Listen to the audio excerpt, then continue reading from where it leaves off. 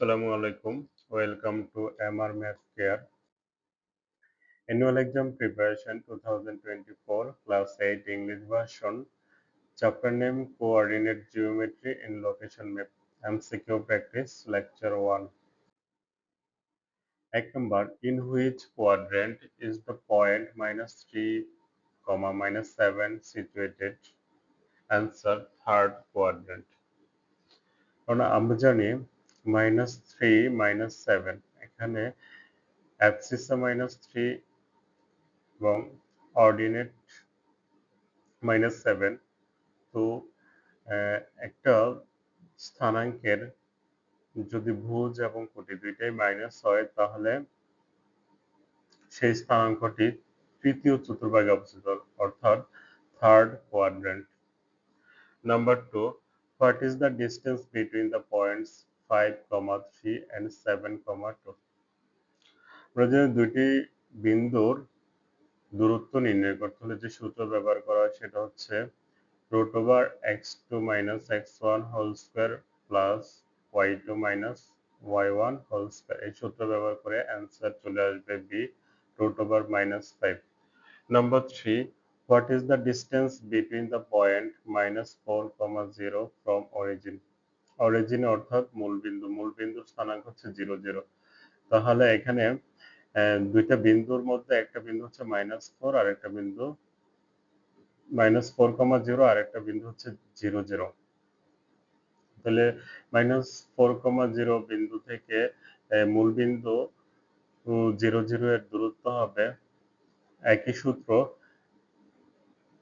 √x2 - x1 whole square plus y2 - y1 whole square. এই সূত্র দিয়ে অ্যান্সার বের হবে 4। Next, number 4, what is the coordinate of the midpoint of 2, 0 and 6, 0? Midpoint বের করার সূত্র হচ্ছে x2 x1 plus x2 by 2, y1 plus y2 by 2। এখানে x1 হচ্ছে 2, x2 6, 2 আর 6 এর যোগফল হচ্ছে 8, 8 কে 2 দ্বারা ডিভাইড করলে 4 পাওয়া যায়। আর y1 হচ্ছে এখানে 0 এবং y2 হচ্ছে 0, 0 plus 0 is equal to 0, 0 by 2 is equal to 0। তার মানে সঠিক answer 4, 0। Number 5, if the lengths of the sides of a triangle are 5, 12 and 13 units, what is its area? একটা ত্রিভুজের তিনটি বাহুর দৈর্ঘ্য যথাক্রমে 5, 12 and 13। Its area will be,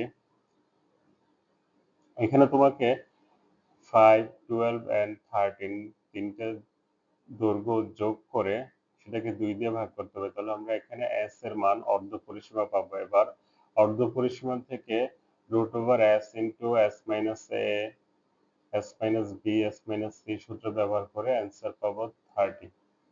number 6, slope of the straight line joining the point 3, 4 and 6, 5 is 1/3। দুইটা বিন্দুর ঢাল বের করার সূত্র হচ্ছে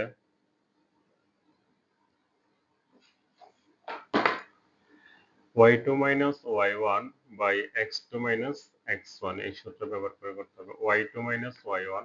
তাহলে এখানে y2 হচ্ছে 5 এবং y1 হচ্ছে 4, 5 থেকে 4 এর ডিফারেন্স হচ্ছে 1 আর x2 এখানে 6, x1 3, তাহলে 6 আর 3 এর ব্যবধান হচ্ছে 3, তার মানে 1/3।